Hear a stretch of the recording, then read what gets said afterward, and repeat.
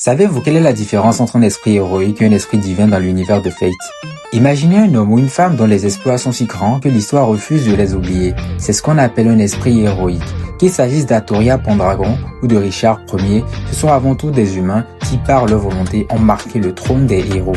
En revanche, certains humains un peu particuliers possèdent du sang divin, ce qui les rend presque au-dessus des esprits héroïques classiques. Mais malgré leur statut de demi-dieu, ils restent tout de même des esprits héroïques. À l'opposé, les esprits divins ne sont pas devenus des légendes. Ce sont des divinités nées comme telles, à l'image d'Ishtar ou de Quetzalcoatl. Mais voilà le problème. Un dieu est normalement bien trop cheaté pour être invoqué dans une pierre du Graal. Ils n'ont pas d'autre choix que de tricher. Ils doivent brider leur puissance et emprunter un corps humain, un peu comme si l'on forçait un océan à entrer dans un verre d'eau. Pourtant, il arrive qu'à cause d'une anomalie, certaines divinités forcent le passage pour se manifester dans leur forme originelle. On ne parle plus de réceptacle humain, mais de retour pur et dur dans le monde des humains.